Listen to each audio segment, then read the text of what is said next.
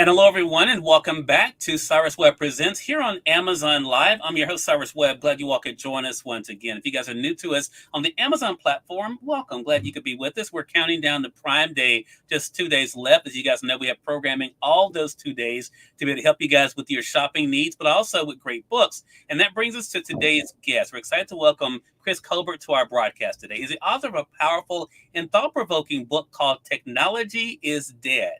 I know that title is going to in itself capture your attention. You guys can see it on Amazon. You guys can get it either, of course, in print, or you can be able to get the Kindle edition there for 46% off. We're going to talk to Chris not only about the writing of the book, but also what it's been like for him to be out there talking about the role of technology in our lives, but also our role too in being able to better understand and use it as well. If you guys are just finding out about Chris Colbert and his book, we'll also let you guys know how to stay connected with him. We are simulcasting our broadcast, so we do welcome those tuning in. I see you guys already coming in on IG. We also are on Facebook, LinkedIn, YouTube, X as well. If you guys have any questions or comments for Chris, put those in the chat. I'll be glad to be able to share those. But Chris, thank you again for the time. Really appreciate it.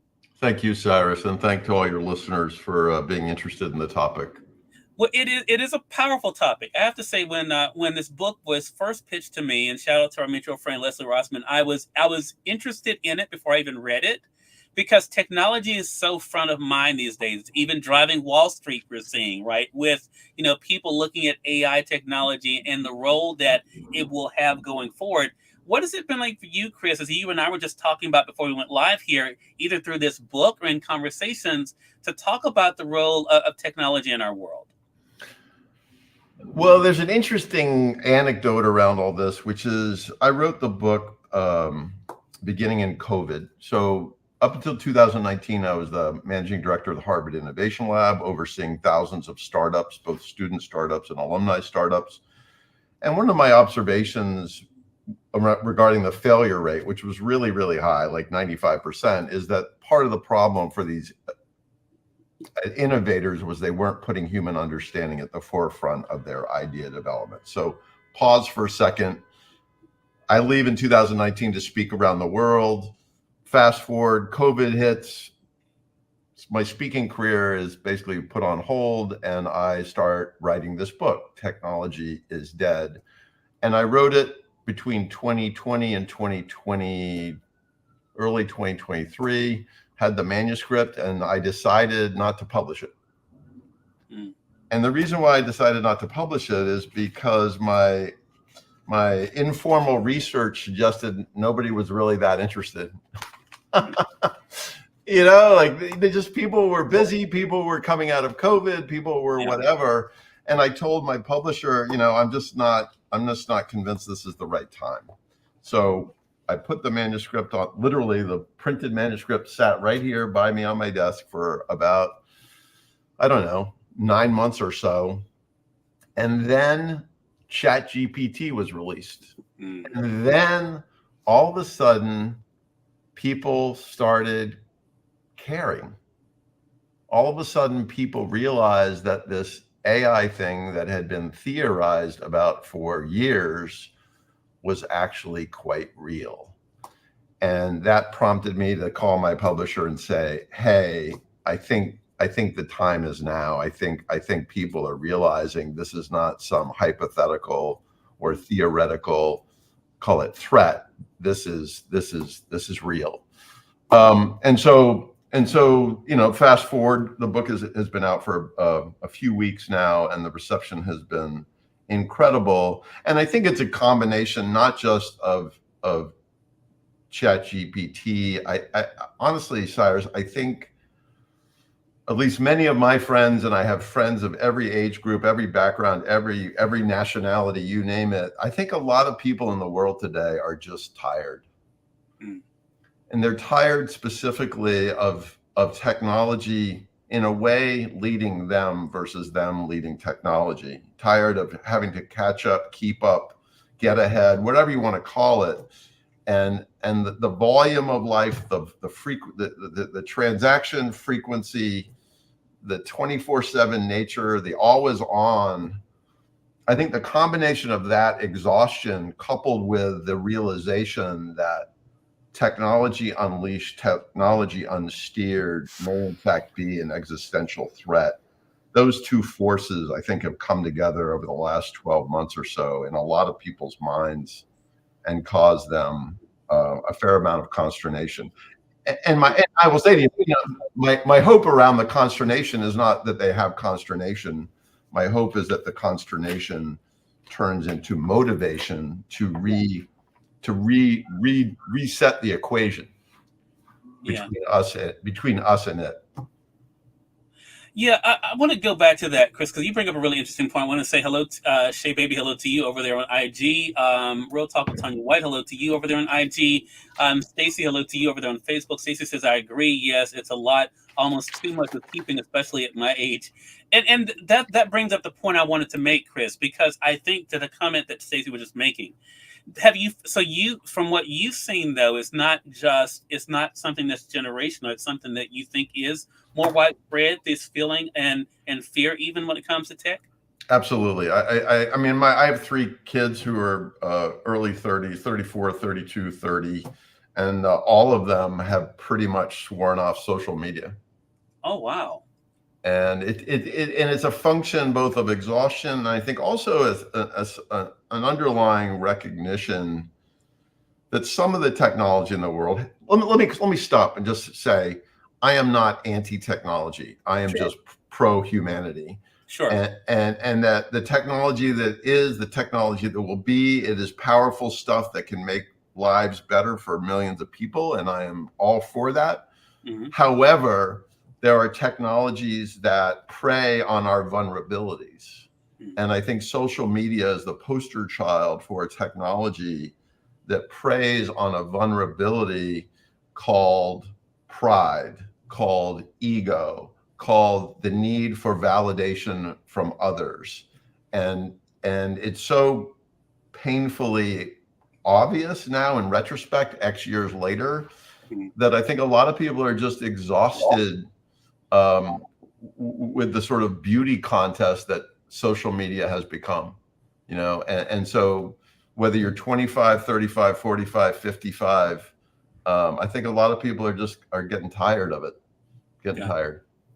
I think I mentioned to Chris before we went live here that when I was reading the book, I read it again. I was interested because of the topic initially, but then reading the book, I thought it was really interesting because I can see parts of my own generation and even my profession in this as well. In chapter 6 of the book, when you talk about the shifting sands of power, we can easily include influencer marketing and influence in that as well, a part of the industry that I'm in with Amazon. And so I want to read something that Chris writes in that chapter, in chapter 6, the shifting sands of power, and for us to talk about, Chris, you say another major unintended consequence of technology's acceleration past our human truths and institution involves the matter of power. As we humans are wired for war and fixated on status and standing, so too are we persistent in our search for and defense of power. Power is both the great enabler of our progress and perhaps the greatest threat. I want to talk about that conundrum because I think as we think about power, one would argue, and I'm not saying I'm that person, but there are some who will argue that we need, we need things in place to be able to help us to amplify our voices, amplify our messages, and they will point out the great things that social media has done in talking about atrocities around the world, helping people know where there is assistance that needs to be had, or even about the newest thing that may be available for those who may be looking for certain items. Talk to us about that balance, though, of that power being used for the good or for the bad, Chris. Well, first, let me say one of my many philosophies is that the answer to almost everything is always in the middle. And I write about that in the book, this sort of tendency to believe that the answer lies at the extremes. Yeah. You're either pro-technology or you're against it. You're either pro-humanity or against it. And the answer is no. The answer is in the middle. Balance, yin and yang, apply, I think, to almost every topic, every challenge, every opportunity. The answer's in the middle. So power, there's nothing wrong with power if the intention of the application of power is a healthy intention. Mm-hmm. Where power gets awry is when the intention is an unhealthy intention, a selfish intention, maybe even a cruel intention. And, and the intention of status, I think, is an unhealthy intention. The intention of well-being for all, for many, for more, for citizens, for countries, whatever, our families, that's a wonderful intention, and power needs to be wielded and needs to be enabled and allotted. But I think where this whole thing I think the two fundamental boo-boos we made in unleashing technology, number one, and I see this in innovation through the specifics of startups. The big miss is not understanding humans, not understanding them through the lens of need, but also the lens of want. And so I go back to social media. And do you know Maslow's hierarchy, Cyrus? Are you familiar with Maslow? No. So there's a guy, Abraham Maslow, back in the 50s, who psychologists studied human behavior. He came up with this thing called the hierarchy of need, and basically said the vast majority of our actions, our behaviors, our decision-making is fueled by 5 stages of need in a pyramid. Base stage is physiological, food, water, air. Next stage is safety, today's parlance, control. Third stage is love and belonging. Fourth stage is self-esteem. Fifth stage is self-actualization. And his whole point is that humans walk the earth seeking to make sure that at least the base levels of need are met, and some are able to strive to the higher levels of need. I think that is profoundly accurate. I also believe there's a dark side to that pyramid of need. We'll call it the want states. And those tiers or levels match up with the 7 deadly sins: pride, lust, envy, greed, gluttony, wrath. And all that is within us. And what we have not done vis-a-vis the unleashing of technology is considered how the wants, or call them the dark needs, might cause the technology to be adopted in a way that is fundamentally unhealthy for the species. The second boo-boo that we made, which is arguably an even bigger boo-boo, and it's a boo-boo that persists today, is we have never been clear about what the intention of all this is. We've never been clear about what the intention of a modern society is. We've never been clear about how to measure the progress or health of a planet or the progress or health of a country. And we've defaulted to the measure called gross domestic product, or economic growth, or productivity, economic measures. And the presumption is if an entity is economically growing, then derivatively, everybody within that entity will be better off. And the data doesn't actually support that. The research does not support that. And so my big point around the power thing is power is fine if we are clear on the intention and we agree on the intention of power. And if we agree that the intention of power and the intention of technology as an enabler of power is collective well-being, that's the intention of our species, not just economic well-being, whole human well-being, then the power plays will be good. They will be productive. They will be positive. But it's where the intention is not a healthy intention that this thing goes sideways. Yeah, you bring up an interesting point, and I'm here in Mississippi where I live, Chris, and I don't think you know this because I don't think our friend Leslie knows this. I'm also the news director for the station that I'm on here. And one of the things that I do that I've been talking about a lot lately, because we also do a business segment, I do a business segment, is the rise of NVIDIA and why it's so rising in the stock and pushing the stock market higher because of the thought of advancement and people's belief in it. And wanting to be a part of it. I bring that up because of what you just said, because it sounds like then, and it gets to the other point I wanted to make from the book, personal responsibility. Because I think one of the conversations my friends and I have a lot of times is we as individuals, we give up a lot willingly though, right? Oh, yeah. we go to sites, we just click through and say we accept whatever the terms are without even reading them, because we just want to get to it, whatever it is, right? We want to be able to use whatever is there. We don't want to be left out. So I want to talk about that because Chris does address that in the book. It's in chapter 10, changing the ways of us. And you talk about this personal responsibility and looking at the person in the mirror.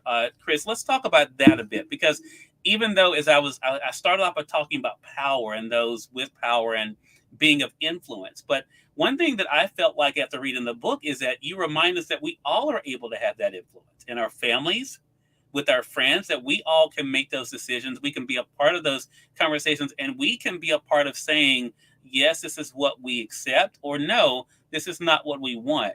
What has that part of the conversation been like for you to have, Chris? Well, thank you for so clearly articulating what I was trying to communicate. I think the truth is, and I love everybody on the call. I love everybody I meet. I mean, this is not a criticism. It's just a truth. Sure. That there's a fair level of abdication by most humans from the responsibility of guiding their life in a way that is healthy, not just for them, but for all those around them, including strangers on the street. You know, I worry that we have lost a fair amount of collective responsibility or even collective awareness.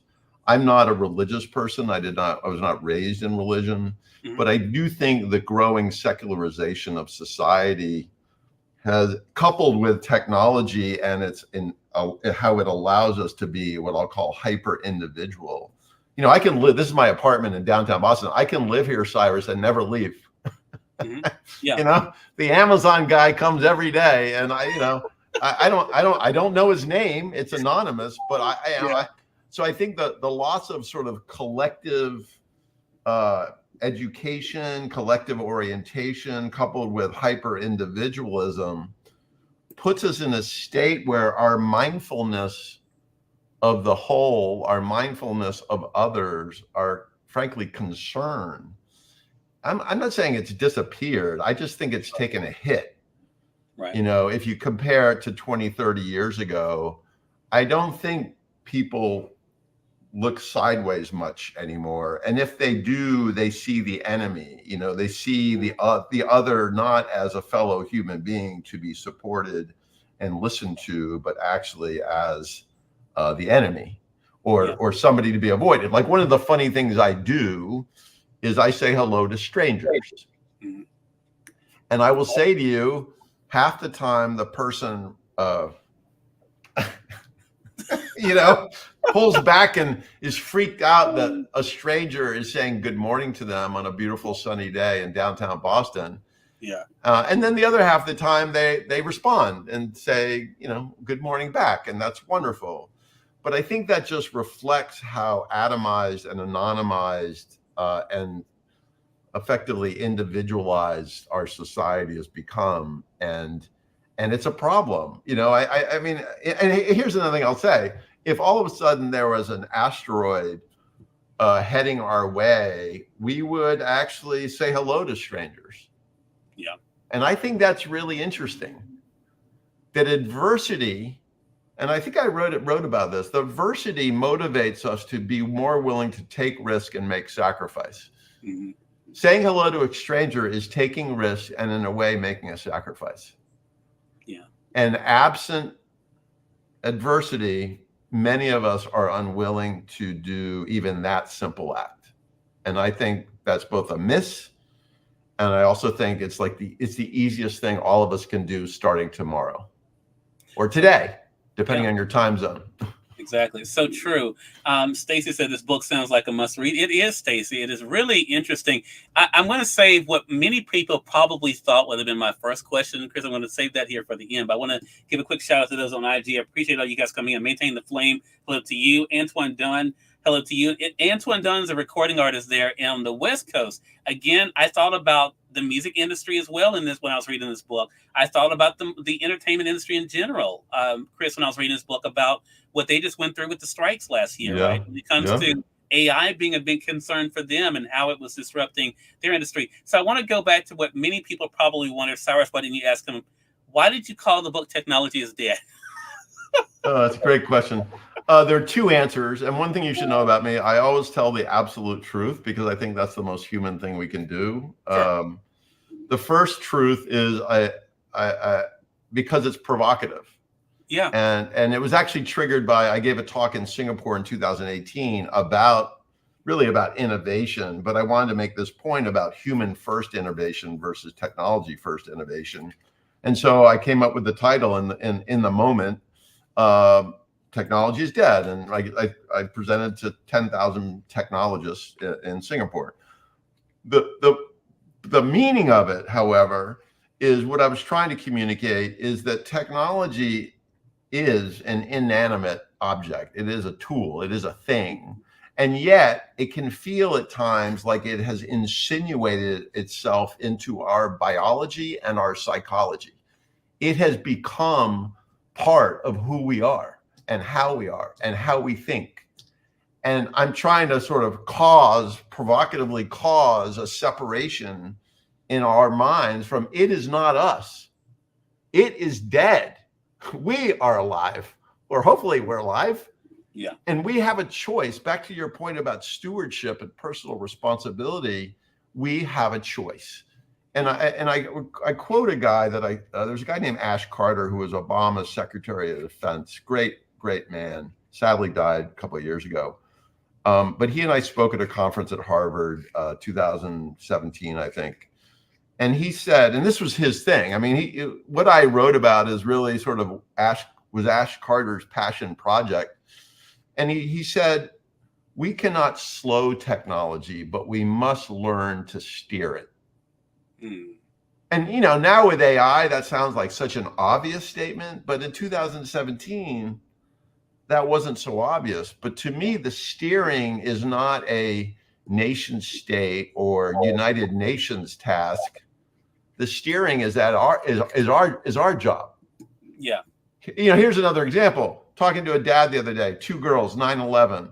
He brings up, I don't bring it up. He brings up, he's really worried about the health of these girls, the mental health of his 2 daughters. One's depressed, the other's anxious. They're on their phones 24/7. When they're home, they're not at home. They feel so disconnected. What to do? And I say, well, what are you going to do? And he goes, I can't do anything. And I said, why can't you do anything? He said, well, if I do something, they will hate me. And then I said, well, okay, what is worse? To be hated for a period of their young life or to have them end up in a really, really bad way that may not be, salvageable? Yeah. Like what's worse? And I think that goes back to the willingness to sacrifice something. Like if none of us are willing to sacrifice anything, I don't know. For me, it's a little like Ozempic. Not to take away from anybody that's on Ozempic, but Ozempic is a way of losing weight without having to make any sacrifice. And that for some people that may be the only way, but for some percentage of us, some other percentage of us, I think a healthier way, a better way, a more sustainable way, so you don't have to take Ozempic for the rest of your life, is to look in the mirror and say, this is my physical health is so important to me. I'm willing to make some sacrifices to get to that place.